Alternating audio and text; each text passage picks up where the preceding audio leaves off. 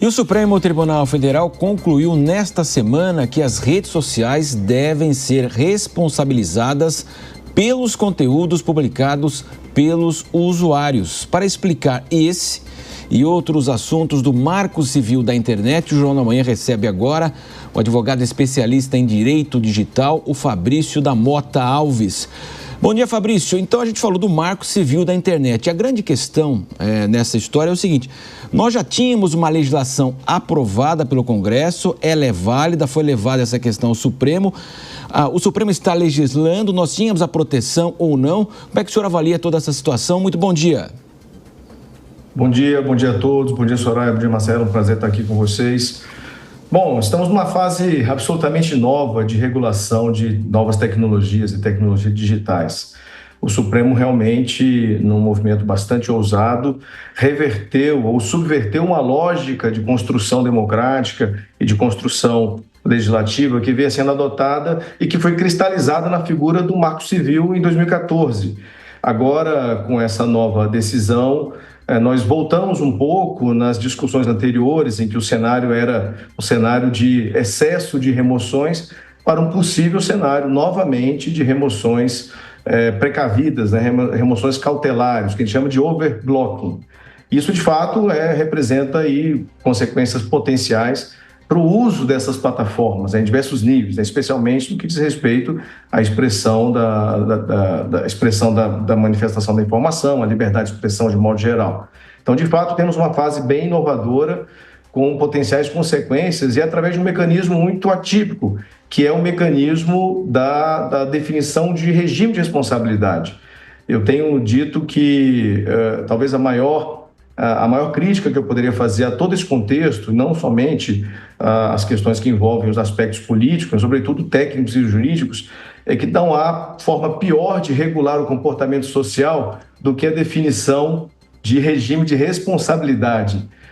O regime de responsabilidade ele tem uma visão muito mais reativa do que precavida, justamente porque faltam elementos objetivos para aquele que vai responder, ou seja, no caso das plataformas, definirem qual a melhor maneira de se comportar preventivamente. E aí acaba agindo de forma excessivamente cautelar e no que diz respeito à remoção de conteúdo e manifestação do cidadão, da vontade, dos interesses, cultural, etc., isso pode repercutir em algum grau de cerceamento aí de liberdades que vão ser depuradas somente, novamente, no judiciário. Então, sim, de fato, é um momento bastante preocupante em termos de possíveis consequências futuras, mas vamos aguardar e ver o desdobramento disso, especialmente a resposta do judiciário, até porque a decisão ela é temporal, ela é temporária, de fato, e o próprio Supremo deixou claro que essa decisão vai vigorar até que o Congresso se manifeste de forma adequada, impondo um novo regime aí de definição legislativa sobre o tema. Enquanto o Congresso não se pronuncia, as Big Techs, Fabrício, já estão reagindo duramente a essa decisão do Supremo. Eles falam, inclusive, em instabilidade jurídica, aumento de custos e até essa judicialização em massa que você acabou de comentar.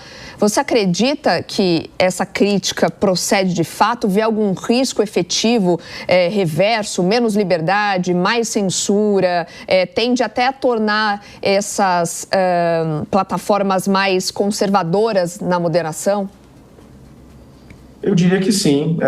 Veja, de novo, a regulação do comportamento social, e aqui estamos falando aqui do comportamento não só do cidadão, mas também das empresas, das manifestações de atividades econômicas que organizações realizam na sociedade, elas tendem a dimensionar riscos dessa atividade, né? O cidadão também. O cidadão ele não dirige sabendo que se ele beber tem uma blitz logo ali à frente. Por quê? Porque ele vai ser responsabilizado caso ele efetivamente seja flagrado conduzindo de forma contrária a um ordenamento jurídico.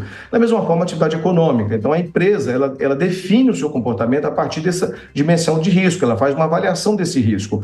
Quando esse risco ele não consegue ser muito bem depurado, porque faltam elementos objetivos para determinar o seu comportamento, ela age de maneira a evitar o risco de indenizações, o risco de judicialização. ela tenta evitar isso e de que forma? Ela age de forma excessivamente cautelosa, ela age preventivamente. Por isso é que a definição de regime de responsabilidade, ela tem um viés muito mais reativo, ela tem um viés de procurar indenização, de procurar a compensação pela prática irregular ou ilícita que foi cometida. Ela não tem uma capacidade tão efetiva em termos de comportamento social, de definir, de antever o resultado daquele comportamento, até porque há uma série de elementos jurídicos que devem ser verificados. Primeiro, a constatação de uma prática ilegal, depois um nexo de causalidade, e aí sim uma definição de compensação de indenização. Então sim, há um risco de voltarmos ao que já aconteceu no passado e que já foi até denominado pela doutrina como overblocking, né, que é uma prática de excessiva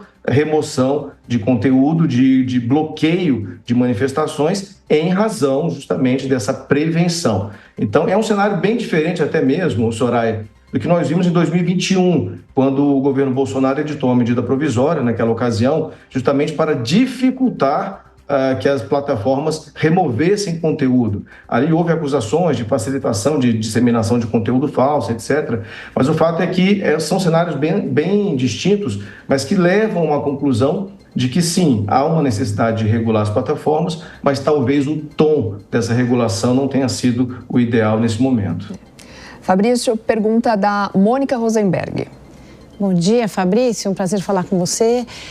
O que nós estamos entendendo é que haverá um sistema onde a denúncia, quando a plataforma recebe uma denúncia, ela então tem que retirar, porque ele não vai arriscar de ter recebido a denúncia e não ter feito nada e a indenização que isso pode provocar. Será que isso não vai então levar a uma chuva de denúncias? Até com o desenvolvimento dos bots, é possível você varrer, mapear todas as páginas que têm postagens que a pessoa não concorda e criar bots para fazer denúncias a respeito dessas postagens. Isso não vai, dessa forma, deturpar justamente a função da plataforma, que é dar voz para todo mundo? Mônica, excelente colocação, porque, na verdade, o que você já está nos antecipando é a provável manipulação da regra, da nova regra, que mal foi condicionada e já estamos enfrentando possíveis questionamentos. De fato, sim, há possibilidade de manipulação. A gente tem que lembrar que nós estamos num momento de tecnologia digital extremamente avançada. A inteligência artificial e a figura de agentes de inteligência artificial vai desafiar qualquer ordenamento jurídico que se coloque. Então, sim, há possibilidades, até porque a decisão do Supremo, ela não somente alterou o regime de responsabilidade, ela impôs também um dever de cuidado, um dever de monitoramento proativo, que é justamente o que você está colocando. Esse monitoramento proativo, haverá um esforço, até porque haverá consequências se ele não for feito, como você bem disse.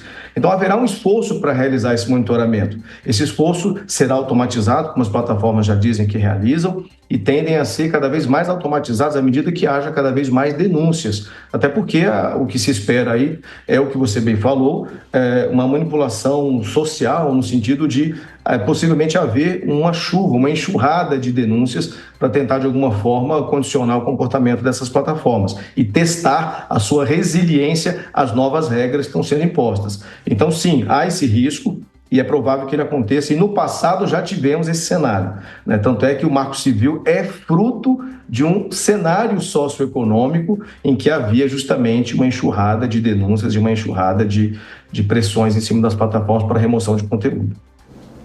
Fabrício, agora a pergunta do Acácio Miranda. Fabrício, bom dia. Aparentemente, as nossas autoridades ainda estão um pouco confusas no sentido de adotar determinado caminho. Existem algumas possibilidades e cada qual vai puxando para um lado. Existe mundo afora um sistema que possa ser levado em consideração como exemplo, um sistema onde esta regulamentação ou até a falta de regulamentação das redes sociais acabou tendo um funcionamento ideal na prática? Bom, essa é uma pergunta de $1 milhão, né? Porque justamente nós temos uma dificuldade em encontrar parâmetros internacionais que sejam eficientes. A dificuldade hoje do mundo todo de conviver justamente com esse excesso de liberdade, e na verdade nada mais é do que a manifestação mais pura dos direitos de liberdade de expressão, é justamente encontrar um mecanismo de reação, um mecanismo de contenção de danos, porque há abusos, claro, há atividades ilícitas que são cometidas, mas nós não conseguimos definir um modelo que impacte, sobretudo, nas consequências de restrição daquilo que liberou o modelo para o seu funcionamento. Então, temos esforços no mundo inteiro nesse sentido, que a gente chama, inclusive, de uma comunicação para mudança social e de comportamento. Então, nós temos programas de comunicação que são vistos como esforços nesse sentido. A Alemanha possui um sistema muito interessante nesse aspecto, mas não é nem de longe o que está sendo proposto agora pelo Supremo. E, de novo, a Alemanha possui uma história, é um berço cultural de um exercício democrático muito avançado, muito maduro, e lá já existem discussões justamente porque se quer privilegiar a liberdade em detrimento de tentativas de regulação. Então, esse mesmo sistema já está sendo revisto e sendo rediscutido, e assim a Europa de um modo geral. Então, não temos um sistema hoje paradigmático que possa nos satisfazer a curiosidade ou até mesmo nos influenciar positivamente. Eu acredito que esse modelo que o Supremo realizou agora nessa semana é um modelo inédito e um modelo que vai repercutir globalmente, inclusive, em relação às suas consequências. Fabrício da Mota, advogado especialista em direito digital, conversou conosco neste Jornal da Manhã. Muito obrigado. Até a próxima, Fabrício. Até a próxima. Muito obrigado. Bom sábado. Bom dia.